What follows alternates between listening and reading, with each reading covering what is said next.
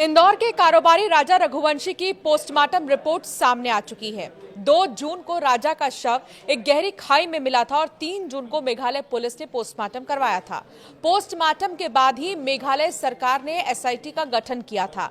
राजा की हत्या धारदार हथियार से की गई। राजा के सिर पर और आपको बता दें कि कई बार जो है हाथ की तरफ भी किए गए थे। राजा के सिर के आगे और पिछले हिस्से में धारदार हथियार से हमला किया गया। चोटें जानलेवा थीं। चोटों की वजह से राजा की मौत हुई है। अब पोस्टमार्टम रिपोर्ट को जो है सार्वजनिक कर दिया गया है। सोनम रघुवंशी की शादी का एक वीडियो इस बीच सामने आया है। वीडियो में राजा रघुवंशी जो है वो सोनम की मांग भरते हुए नजर आ रही हैं। वीडियो में सोनम जरा भी खुश नजर नहीं आ रही है। देखिए आप इस वीडियो को। सबसे पहले ये वीडियो सामने आई है और इस वीडियो में देखा जा सकता है कि जो राजा रघुवंशी हैं वो सोनम की मांग भर रहे हैं और सोनम के चेहरे पर कोई भी रिएक्शन नहीं है।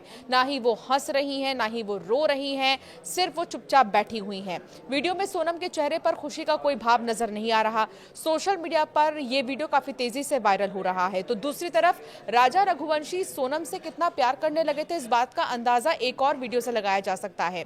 वो वीडियो भी आप देखिए। ये वो वीडियो है जब राजा रघुवंशी और सोनम रघुवंशी स्टेज पर थे और दोनों जयमाला एक दूसरे को पहनाने वाले थे। इस बीच कुछ नोटों से जो है नजर उतारते हुए राजा रघुवंशी नजर आए सोनम रघुवंशी की। बावजूद इसके जो व्यवहार और जो नतीजा निकलकर सामने आया, सोनम ने जो है इतना बड़ा कदम उठाया और अपने प्रेमी के साथ मिलकर अपने ही पति की हत्या करवा दी।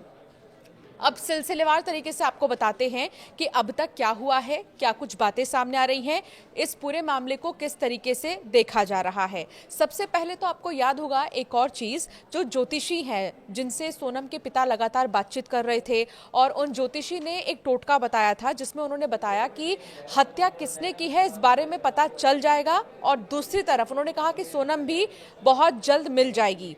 सोनम को कुछ भी नहीं हुआ है, ज्योतिषी ने यह कहा था। और ज्योतिषी ने यह भी कहा था कि सोनम की एक तस्वीर को उल्टा लटका दीजिए घर के बाहर, और वो तस्वीर हमने भी देखी जब सोनम के घर के बाहर वही तस्वीर उल्टी लटकी हुई मिली थी और देखने को मिली थी।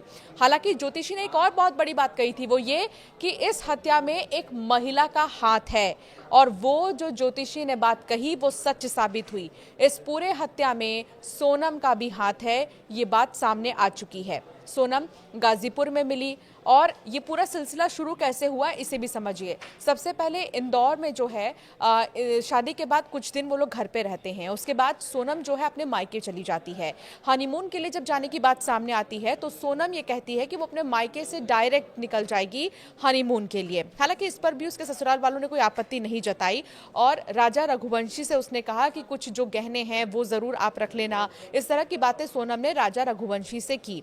हालांकि 4 महीने पहले ही मैट्रिमोनियल साइट के जरिए दोनों की जो है बातचीत हुई और परिवार वालों ने बेसिकली जो है दोनों को मैट्रिमोनियल साइट से ही सेलेक्ट किया। दोनों की बातचीत हुई, फिर बात शादी तक पहुंची। हालांकि आपको बता दें कि जो सोनम के पिता है वो एक बिजनेस चलाते हैं और वहां पर कई सारे जो लेबर हैं वो काम करते हैं। उनमें से एक था राज कुशवाहा। राज कुशवाहा के संपर्क में सोनम बहुत पहले से ही रही है। तो क्या ये मान लिया जाए कि राज कुशवाहा को सोनम और राजा की शादी से बहुत ज़्यादा दुख था और वो बार बार सोनम के कांटेक्ट में रहा है? क्योंकि जो कॉल डिटेल्स आई हैं सोनम की उसमें ये पता चला है कि घंटों राज कुशवाहा से सोनम जो है वो बात करती थी। हालांकि इन सबको एक तरफ अगर हम कर दें तो इस पूरे मामले को यहाँ से देखिए कि इंदौर से बैंगलोर जाते हैं, बैंगलोर से गुवाहाटी जाते हैं जहाँ कामाख्या दर्शन करते हैं और उसके बाद शिलोंग जाते हैं। शिलोंग ही क्यों, एक बात और आपको बताते हैं। सोनम रघुवंशी इससे पहले भी मेघालय जा चुकी है। शादी के पहले सोनम अपने परिवार के साथ मेघालय गई थी और सोनम को मेघालय के एक एक रास्ते अच्छे से पता थे। जो लॉन्ग रूट्स है वहां से ना जाने की बजाय शॉर्टकट होते हुए वो हिल स्टेशंस की तरफ राजा रघुवंशी को लेकर गई। इससे समझिए कि सोनम ने ये पूरी प्लानिंग बहुत पहले ही कर ली थी कि उसको आखिर करना क्या था। परिवार वाले भी यही कह रहे हैं और कई जो सोशल मीडिया पर कॉमेंट्स हम भी देख रहे हैं कि जो आ रहे हैं हैं तमाम वीडियोस पे वो यही कि जब हत्या ही करनी थी तो शादी किया ही क्यों? क्या कोई पारिवारिक प्रेशर था सोनम पर?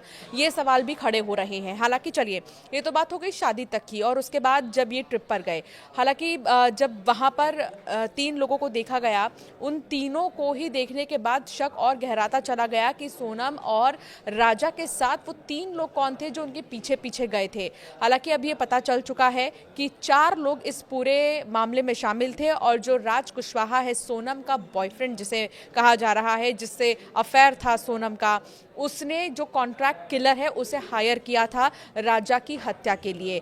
इतना ही नहीं, सोनम ने ही अपने बॉयफ्रेंड और कुछ लोगों के टिकट्स इंदौर से किए थे शिलोंग आने के लिए, लेकिन जाने का टिकट अभी तक नहीं किया था। तो दूसरी तरफ आपको बता दें, हनीमून पर दोनों ही कपल जब निकले इंदौर से, तो उनसे ये ज़रूर पूछा घर वालों ने कि वापसी कब है, तो वापसी को लेकर कोई टिकट्स उन्होंने नहीं किए थे, बल्कि उन्होंने जाने के ही सिर्फ टिकट्स किए थे।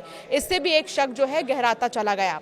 तो कुल मिलाकर अगर देखा जाए तो ये प्लानिंग बहुत पहले की थी, इससे ये साफ हो गया है। ज्योतिषी ने जो कहा था कि इसमें महिला का हाथ शामिल है, वो भी सच साबित हुआ है। और तीसरी चीज़ आपको बता दें, जो लगातार चर्चा का विषय बनी हुई है, वो ये कि आखिर जो सोनम है उसने क्यों इस तरह डायरेक्ट हत्या की प्लानिंग जो है की है, उसने क्यों नहीं शादी से इनकार किया है। ऐसे कई चीज़ें जो है सामने आ रही हैं। हम आपको कुछ वो भी बताते हैं, सवाल बताते हैं।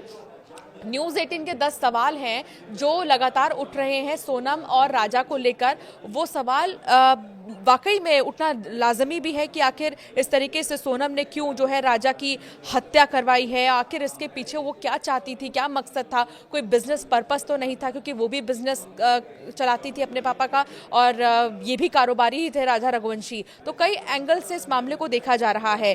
तो इस बीच जो 10 सवाल खड़े हो रहे हैं, उनमें से पहला सवाल तो ये है कि 17 दिन सोनम रघुवंशी कहाँ थी? 17 दिन, जब से 2 जून के बाद से ही, अगर हम देखें 2 जून के पहले से भी अगर हम देख लें, तो कुल मिलाकर 17 दिन से जो सोनम लापता थी, वो आखिर थी कहाँ इस बीच, वो किसके साथ में थी? राजा रघुवंशी का फोन और जेवरात कहाँ गए? एक सवाल ये भी कि जो राजा रघुवंशी है ना, उनके फोन का कुछ पता चल पाया है, ना ही उनके कुछ जेवरों का कुछ पता चल पाया है। राजा की हत्या के बाद किसके साथ सोनम रही है, ये भी बड़ा सवाल खड़ा हो रहा है। सोनम रघुवंशी यूपी के गाजीपुर कैसे पहुंची, कैसे वो गई, जरिया क्या था आखिर शिलोंग से सीधे गाजीपुर जाने का, ये सवाल भी जो है उठ रहे हैं। इसके अलावा राज कुशवाहा ने सोनम के कहने पर राजा की हत्या क्यों की? हत्या के पीछे आखिर क्या वजह है? क्या राजा को सोनम और राज कुशवाहा के बारे में कुछ पता चल गया था? इस तरीके से भी इस मामले को देखा जा सकता है। इसीलिए हत्या की गई थी क्या?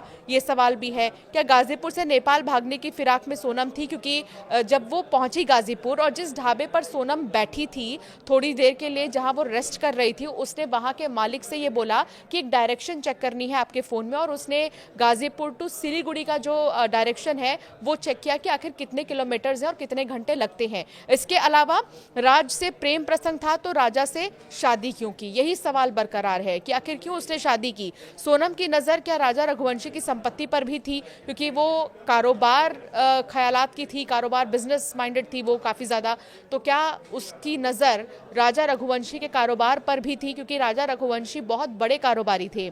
तो दूसरी तरफ कुछ ऐसे 7 बड़ी चीज़ें हैं जिनसे शक सोनम पर और गहराता जा रहा है। पहली चीज़, राजा की जानकारी जो है रघुवंशी परिवार को नहीं देना। राजा कहाँ है, कैसा है, क्या है, इस बारे में कोई जानकारी नहीं देना, बल्कि कम बात करना, इस तरह की बातें सामने आई हैं। राजा की हत्या हुई तो सोनम को एक खरोच तक नहीं आया। आपने सोनम की तस्वीर देखी होगी, ये जो काले रंग के टी शर्ट में सोनम बैठी हुई नजर आ रही है, ये गाजीपुर जैसे ही पहुंची सोनम उस वक्त की तस्वीर है। और आप देखिए गौर से सोनम की इस तस्वीर को, जिसमें आप देखेंगे कि सोनम के शरीर पर एक खरोच भी नजर नहीं आ रही है, ना ही हाथ पर, ना ही कहीं पर भी, बस उसके चेहरे पर 12 बजे हुए हैं, यानी उसके चेहरे पर घबराहट नजर आ रही है। दूसरी तरफ गाजीपुर में गुपचुप तरीके से पहचान छुपाकर वो रह रही थी क्या? सवाल ये भी है। राजा के बारे में मेघालय में किसी से कुछ भी नहीं बताया उसने। रेस्क्यू चला, मीडिया में खबरें चली, लेकिन सामने सोनम नहीं आई। बाद में जाकर वो इतने समय बाद सामने आई है जब उसको लगा कि वो किसी भी तरीके से बच नहीं पा रही है। और 7वीं चीज़ ये कि एमपी में मेघालय तक सरकारें परेशान थी, लेकिन सोनम चुप रही है। क्यों नहीं सोनम पहले ही अपने आप को रिवील कर दी कि वो कहाँ पर है, कहाँ नहीं है? क्यों उसने इतने दिनों बाद बाद गाजीपुर पहुंचने के बाद फोन किया अपने भाई को और उसके भाई ने फिर ये जानकारी दी कि आखिर सोनम है कहाँ। इस तरह के कई सवाल खड़े होते हैं कि आखिर सोनम जो भी कर रही थी उसके पीछे उसकी मंशा क्या थी। तो ये तो रही बात सोनम की। अब बात आती है परिवार की। दोनों ही परिवार वाले ये यकीन नहीं कर पा रहे हैं पहली बात तो कि सोनम ने ऐसा कुछ किया होगा। लगातार उनसे सवाल पूछे जा रहे हैं सोनम की इस करतूत को लेकर। तो उनका यही कहना है कि पहले जांच होगी, सोनम कुछ कहेगी तब जाकर हम यकीन करेंगे। सोनम के भाई का ये कहना है कि अगर बहन गलत है, अगर उसने कुछ गलत किया है और उसके दोष जो हैं वो सही साबित होते हैं तो उसको फांसी की भी सजा मिल जाए तो भी कोई दिक्कत नहीं है। तो दूसरी तरफ जो है, जो राजा की मां है वो बहुत ज्यादा गुस्से में है और अब उन्होंने जो पोस्टर्स बाहर लगाए थे दोनों के ही, उन पोस्टर्स को फाड़कर अब आग के हवाले कर दिया गया है। वो इतना ज्यादा गुस्सा है और उन्होंने यही कहा कि अगर मेरे बेटे की हत्या की गई है, जिसने भी की है उसको कड़ी से कड़ी सजा मिलनी चाहिए, यहां तक कि उसको जिंदा जला देना चाहिए। इस तरह की बात जो है राजा रघुवंशी की मां कहते हुए नजर आई हैं। अभी जो गोविंद है सोनम के भाई, उनका कहना है कि इंतजार करना होगा। तो दूसरी तरफ जांच में क्या हो रहा है ये भी हम आपको बता देते हैं।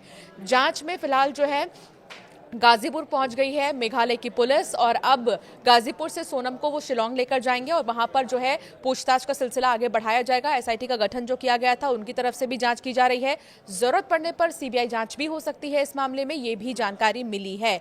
तो तमाम वो आरोपी, 4 आरोपी जिनकी तस्वीर हमने आपको पहले भी दिखाई थी, वो भी इसमें शामिल बताए जा रहे हैं और सोनम से सवाल जवाब जब होंगे तो कई राज खुलने की बात सामने आ रही है। फिलहाल सोनम कुछ भी नहीं कह रही है, वो बस इतना ही कह रही है कि बल्कि उसकी किडनैपिंग हुई थी। दूसरी चीज वो ये कहती नजर आ रही है कि वो आरोपी नहीं है बल्कि पीड़ित है। हालांकि उसकी बात में कितनी सच्चाई है ये तो समय ही बताएगा। ज्योतिषी को लेकर बहुत ज्यादा चर्चा हो रही है कि ज्योतिषी ने जो भविष्यवाणी की थी वो सही साबित हुई है। ज्योतिषी ने जो टोटके बताए थे उनको जब किया गया उसके बाद वाकई में सोनम का भी पता चला और ये भी पता चल गया कि राजा रघुवंशी के मर्डर में एक महिला का हाथ था और वो महिला कोई और नहीं बल्कि सोनम ही थी। आपका क्या मानना है इस मामले पर, हमें जरूर कॉमेंट कर बताएं।